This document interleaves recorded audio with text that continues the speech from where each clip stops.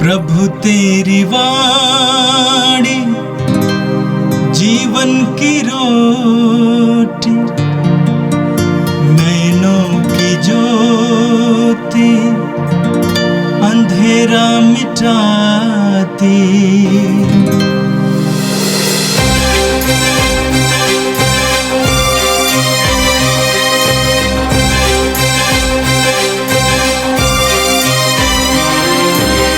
प्रभु तेरी वाणी जीवन की रोटी, नैनों की ज्योति अंधेरा मिटाती। प्रभु तेरी वाणी जीवन की रोटी, नैनों की ज्योति अंधेरा मिटाती। वाणी वाणी वाणी वाणी वाणी पवित्र है, शाश्वत है, जीवन का मन्ना है। 15 जुलाई मंगलवार। पहला पाठ निर्गमन ग्रंथ अध्याय 2 वचन संख्याएं 1 से 15 तक। लेवी वंश के एक व्यक्ति ने एक लेवी वंशी कन्या से विवाह किया। उसकी पत्नी गर्भवती हुई और उसके एक पुत्र हुआ। माता ने यह देखकर कि बच्चा कितना सुंदर है, उसे 3 महीनों तक छिपाए रखा। जब तक वह उससे और अधिक समय तक छिपाकर नहीं रख सकी, तो उसने बेंत की एक टोकरी ले ली और उस पर चिकनी मिट्टी और डामर का लेप लगाया। उसने उसमें बालक को रखकर उसे नील नदी के तट के सरकंडों के बीच छोड़ दिया।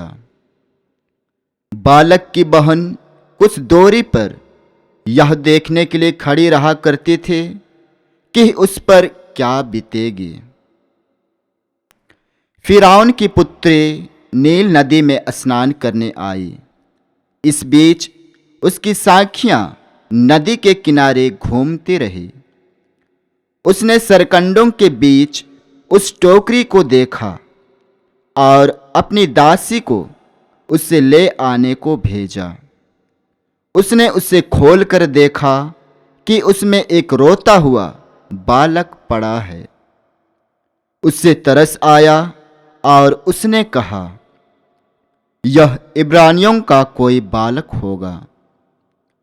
बालक की बहन ने फिरौन की पुत्री के पास आकर पूछा, क्या मैं इब्रानी स्त्रियों में से किसी दाई को बुला लाऊं जो आपके लिए इस बालक को दूध पिलाया करे? फिरौन की पुत्री ने उत्तर दिया, हाँ, यही करो। लड़की बालक की माता को बुला लाई।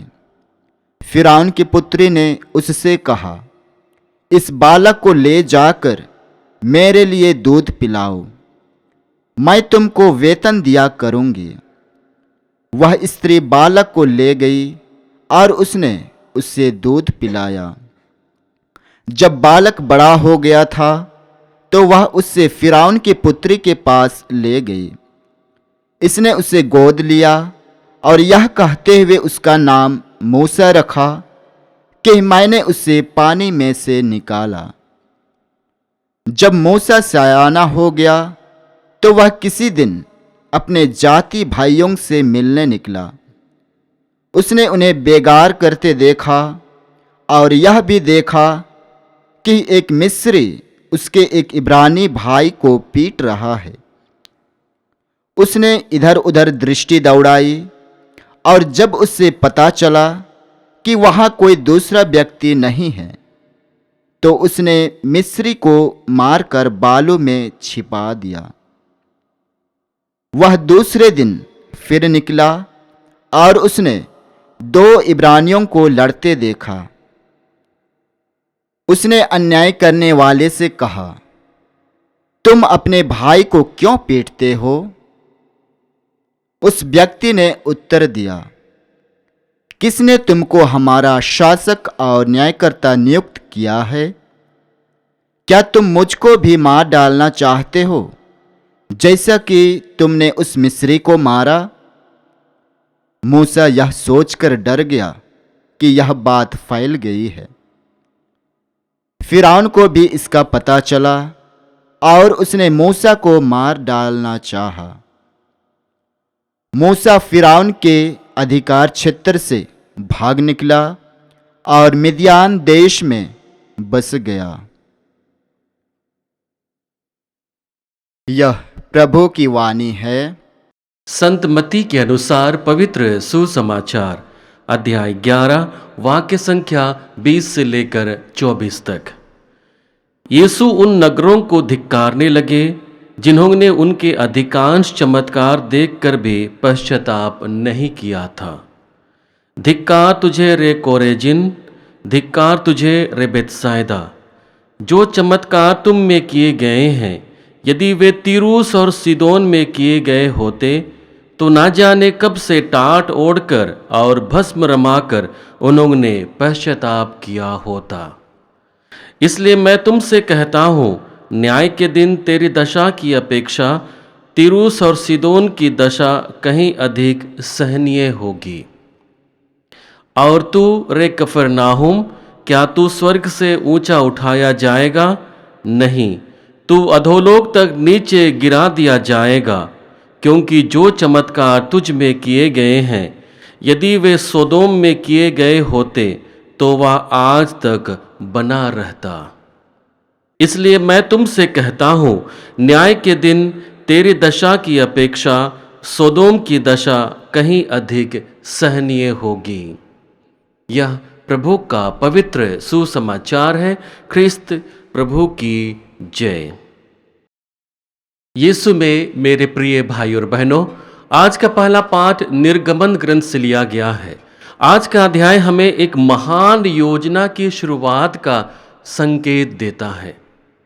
वह योजना जिसे ईश्वर ने अपनी प्रजा के लिए पूरा करने की योजना बनाई थी।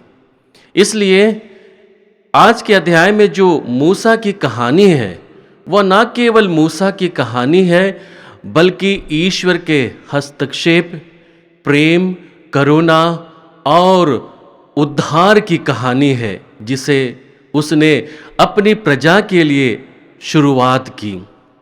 एक ऐसी घटना और एक ऐसे विवरण को हम सुनते हैं जहां पर ईश्वर अपनी प्रजा की रक्षा के लिए एक व्यक्ति को चुनते हैं, उसे तैयार करते हैं और उनके कार्य में उनका सहयोग देते हैं। उसे एक बुलाहट मिलती है, बुलाहट को वह स्वीकार करता है। स्वीकार करने के बाद ईश्वर उसे आशीर्वाद देता है उस कार्य को पूरा करने के लिए। यह जो घटना है हमें विशेष रूप से हर एक मनुष्य के लिए ईश्वर की योजना पर मनन चिंतन करने का एक अवसर देती है। हम लगभग अपने हर एक दिन के जीवन में अपनी निजी प्रार्थनाओं के द्वारा, सामुदायिक प्रार्थनाओं के द्वारा हम यह जानने की कोशिश करते हैं कि ईश्वर की इच्छा मेरे जीवन में क्या है, और उसी इच्छा के अनुरूप अपने आप को हम ढालने की कोशिश करते हैं। और यह प्रक्रिया लगातार चलने वाली प्रक्रिया है, जिसे हम जन्म से लेकर मृत्यु तक करते रहते हैं। हम लगातार प्रयत्न करते हैं कि हम लगातार ईश्वर की योजना को अपने जीवन में समझ सकें और उसी के अधीन रहते हुए अपने जीवन को जी सकें। आज के पाठ के द्वारा हम दो महत्वपूर्ण विषयों पर मनन चिंतन करेंगे। पहली बात है जीवन में ईश्वर की योजना। मूसा का जन्म एक ऐसी परिस्थिति में होता है जब उनके जाति के लोगों के ऊपर में भारी समस्या होती है, दिक्कतों का सामना करना पड़ता है, चुनौतियों का सामना करना पड़ता है। उस समय राजा फिरौन इब्रानियों की कुल में पैदा होने वाले हर एक बालक को मारने का आदेश देता है। और उसी समय एक इब्रानी परिवार में मूसा का जन्म होता है। मूसा की माँ उसे 3 महीने तक छुपाए रखने की कोशिश करती है। यह एक ईश्वर की योजना को दर्शाता है कि कैसे एक व्यक्ति के जीवन में ईश्वर की योजना पूरी होती है, उसे अपने जीवन में अपने कार्य को पूरा करने के लिए बुलाता है। जब उसकी माँ मूसा को छुपाने में असमर्थ हो जाती है, तब वह बेंत का एक टोकरी बनाती है, उस पर बालक को रखती है और नदी में छोड़ देती है। वहीं उसका अंत नहीं होता है। हम देखते हैं कि उसकी बहन उसकी निगरानी करती है और बाद में जब फिरौन की बेटी वहाँ स्नान करने के लिए आती है, तब वह उसे देखती है और उसे लाने के लिए कहती है। और इसके साथ ही ईश्वर अपनी प्रजा के लिए अपनी योजना पूरी करने के लिए वह फिरौन और उसकी बेटी का भी प्रयोग करता है और उसी के द्वारा ही उसे नाम मिलता है मूसा, जिसका अर्थ है जो पानी से या जल से निकाला गया है। हम वचन में पढ़ते हैं, जब वह बालक बड़ा हो गया तो वह उसे फिरौन की पुत्री के पास ले गई। इसने उसे गोद में लिया और यह कहते हुए उसका नाम मूसा रखा कि मैंने उसे पानी से निकाला। और इस योजना के साथ ईश्वर अपनी चिरस्थायी योजना को इस्राएली लोगों के जीवन में पूरा करता है। उन्हें फिरौन के दास्ता से निकालता है और उन्हें प्रतिज्ञा देश की ओर लेने में मूसा का सहयोग देता है। यीशु में मेरे प्रिय भाई और बहनों, हमारे जीवन में बहुत बार जब समस्याएं आती हैं, कठिनाई आती हैं और दिक्कतों का सामना करना होता है, तब हमें समझ में नहीं आता है कि यह ईश्वर की योजना के निहित है या फिर हमारे पापों के कारण ऐसे हमारे जीवन में मिल रहा है। उस समय यदि हम विश्वास के साथ देखते हैं, विश्वास के साथ अपने जीवन का मूल्यांकन करते हैं, तब हमें ज्ञात होता है कि हम लगातार ईश्वर की योजना को पूरा करने के दौरान ईश्वर के सही अर्थ को समझने के लिए, उसके प्रेम को समझने के लिए, उसके दयालु स्वभाव को अनुभव करने के लिए हमें बहुत बार ऐसे अवसरों का सामना करना पड़ता है। और ये सभी अवसर हमें और अधिक मजबूत बनाने के लिए दिया जाता है, ना कि अपने आत्मविश्वास में टूटने का अवसर होता है। हम नबी यिर्मयाह के ग्रंथ अध्याय 1 वाक्य संख्या 5 में पढ़ते हैं, जहाँ पर नबी यिर्मयाह अपने बुलाहट के बारे में बताते हुए वचन में कहता है, माता के गर्भ में तुमको रचने से पहले ही मैंने तुमको जान लिया, तुम्हारे जन्म से पहले ही मैंने तुमको पवित्र किया, मैंने तुमको राष्ट्रों का नबी नियुक्त किया है। नबी यिर्मयाह को जब ईश्वर की बुलाहट मिलती है, तब वह अपने जीवन पर मूल्यांकन करता है। मूल्यांकन करते हुए उन्हें आभास होता है उसके पवित्र जीवन का, उसके सुंदर बुलाहट का, और वह ईश्वर की योजना को स्वीकार करते हुए कहता है कि माता के गर्भ में रचने से पहले ही ईश्वर ने मुझे चुन लिया है, मुझे पवित्र किया है और राष्ट्रों के लिए एक नबी के रूप में नियुक्त किया है।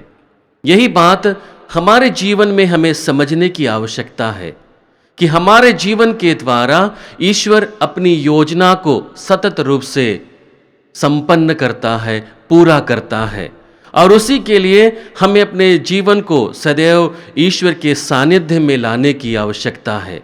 और जब हम ऐसा करते हैं तो लगातार हमारे जीवन के द्वारा ईश्वर की योजना पूरी होती है।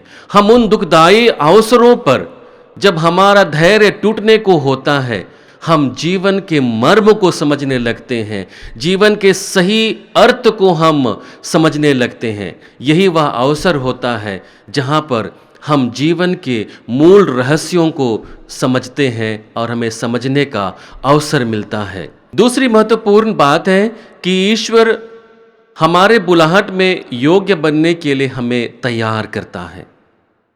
हम देखते हैं मूसा के जीवन में जब वह सयाना होता है और अपने नगर में घूमता है, तब वह देखता है कि उनके भाई बहनों पर भारी अत्याचार हो रहा है।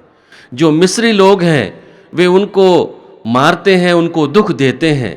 अपने भाइयों पर होने वाले अत्याचार को देखकर वह प्रतिक्रिया करता है और वह एक मिस्री को मार डालता है और बालों में दबाकर छिपा देता है। लेकिन इस घटना के बारे में सबों को जानकारियां मिल जाती हैं, यहाँ तक कि राजा फिरौन को भी इनकी जानकारी हो जाती है। तब वह डर जाता है, सहम जाता है और डर के मारे वह दूर देश में चला जाता है। हम वचन में पढ़ते हैं, वह दूसरे दिन फिर निकला और उसने 2 इब्रानियों को लड़ते देखा। उसने अन्याय करने वाले से कहा, तुम अपने भाई को क्यों पीटते हो? उस व्यक्ति ने उत्तर दिया, किसने तुमको हमारा शासक बनाया और न्यायकर्ता नियुक्त किया है? क्या तुम मुझको भी मार डालना चाहते हो, जैसे कि तुमने उस मिस्री को मारा?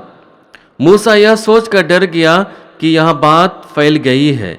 फिरौन को भी इस बात का पता चला और उसने मूसा को मार डालना चाहा।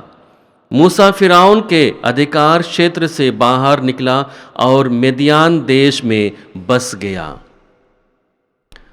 डर के कारण मूसा मिस्र देश को छोड़ करके मिद्यान जाता है और वहाँ पर बस जाता है और एक नई शुरुआत करता है। यहाँ ईश्वर उसे मिद्यान का देश लेकर के जाता है अपनी योजना के बारे में बताने के लिए। यहाँ पर मूसा आत्मचिंतन करते हुए अपने आप को तैयार करता है। ईश्वर की आवाज़ को पहचानने के लिए ईश्वर उसे तैयार करता है कि जब ईश्वर उसे बुलावा दे वह सही अर्थ को समझ सके। हमारे जीवन में बहुत बार संघर्ष करना पड़ता है, हमें प्रतीक्षा करना पड़ता है, हमें इंतजार करना पड़ता है और वही वह समय होता है जब व्यक्ति का धैर्य टूट जाता है। आजकल के जीवन में यदि हम देखेंगे तो बहुत सारे ऐसे भाई बहन हमें मिलेंगे जो नौकरी की तलाश में यहाँ वहाँ की ठोकरें खा रहे हैं। वो लगातार प्रतीक्षा कर रहे हैं, प्रार्थना कर रहे हैं, सत्संग जा रहे हैं, दैनिक प्रार्थना में भाग ले रहे हैं, लेकिन ईश्वर का उत्तर मिलने में उन्हें और अधिक प्रतीक्षा करना पड़ता है। यही वह समय होता है जब बहुत सारे विश्वासी अपने विश्वास को त्याग देते हैं और गलत कार्यों में, गलत संगति में लग जाते हैं और अपने विश्वास को टूटता हुआ देखते हैं। इन सभी अवसरों में हमें चाहिए कि हम लगातार धैर्य बने रहें, लगातार अपने जीवन पर हम मनन चिंतन करते रहें, अपने आप के जीवन को प्रभु में लगाए रखें और वह हमारी सुधि लेगा, वह हमारे जीवन में अपने योजना को पूरी करेगा।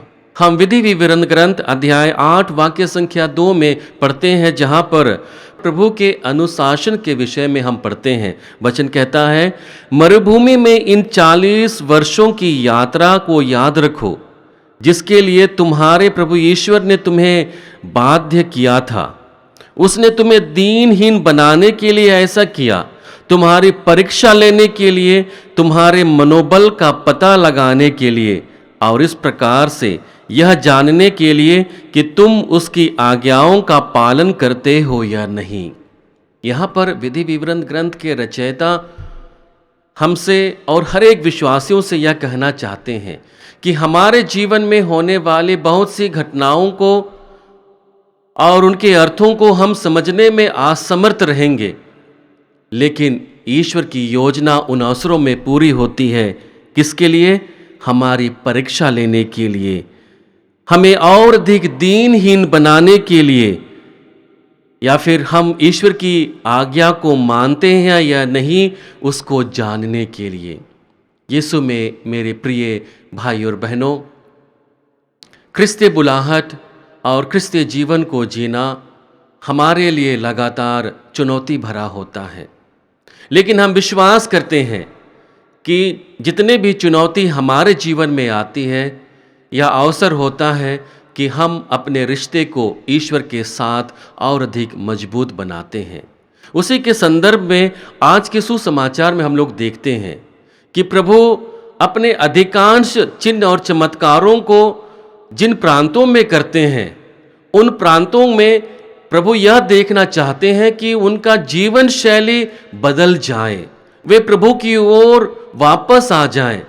लेकिन हम क्या देखते हैं कि उन नगरों में लोग उनके चिन्ह और चमत्कारों पर ज़्यादा ध्यान नहीं देते हैं, उसका महत्व नहीं देते हैं। इसका परिणाम क्या होता है कि प्रभु उन्हें फटकारते हैं और एक बार फिर से प्रायश्चित का जीवन जीने के लिए उन्हें बुलाते हैं। प्रभु उनसे यह कहना चाहते हैं कि केवल चिन्ह और चमत्कार देखना तुम्हारे लिए पर्याप्त नहीं है, बल्कि उनके अनुरूप अपने जीवन शैली में परिवर्तन लाना सबसे अधिक जरूरी है। और यही कार्य को उन प्रदेशों के लोगों ने करना अस्वीकार कर दिया था। हम प्रभु के जितने नज़दीक होते हैं, हमारे सामने उतनी ही ज़्यादा चुनौती होती है। हर एक दिन के जीवन में हमको लगभग तय करना पड़ता है, चुनाव करना पड़ता है कि हम ईश्वर संबंधित बातों को चुनें और उनके अनुरूप अपने जीवन को जिएं। दूसरी महत्वपूर्ण बात है कि पश्चाताप के द्वारा हमारे आत्मिक जीवन में उत्थान आता है। प्रभु यही चाहते थे कि उनके जीवन में पश्चाताप हो और पश्चाताप करते हुए वे अपने जीवन में परिवर्तन लेकर के आए। यीशु में मेरे प्रिय भाई और बहनों, आज के दोनों पाठ हमें ख्रिस्तीय जीवन और ख्रिस्तीय मूल्यों पर आधारित जीवन को जीते हुए अपने जीवन को एक बार फिर से मूल्यांकन करने का अवसर देता है। आइए हम प्रभु से प्रार्थना करें कि जिस बुलाहट को हम प्रभु में जी रहे हैं उसके प्रति हम लगातार ईमानदार बने रहें। जीवन के हर एक चुनौतियों का सामना करते हुए अपने रिश्ते को प्रभु के साथ और अधिक अटूट बना सके। आइए हम इस वरदान के लिए प्रभु से प्रार्थना करें। हे सर्वशक्तिमान पिता परमेश्वर, हम धन्यवाद देते हैं हमारे जीवन के लिए, हमारे ख्रिस्तीय बुलाहट के लिए और इस जीवन को पूर्ण बनाने के लिए तूने अपने पुत्र हमारे प्रभु यीशु को हमारे जीवन में भेजा। धन्यवाद पिता इस सुंदर वरदान के लिए। हे पिता, जैसे हम इन वरदान को जीते हैं अपने दैनिक जीवन में, हमें चुनौतियों को लड़ने में, मुसीबतों को सामना करने में मदद कर, ताकि हम इन अवसरों पर तुझे और अधिक नज़दीक पा सकें, गहन रूप से तुझे महसूस करें और अपने ख्रिस्तीय जीवन को और अधिक अर्थपूर्ण बना सकें। हम यह प्रार्थना करते हैं हमारे प्रभु ख्रिस्त के द्वारा, आमीन। प्रभु तेरी वाणी जीवन की रोटी, नैनों की ज्योति अंधेरा मिटाती। वाणी वाणी वाणी वाणी वाणी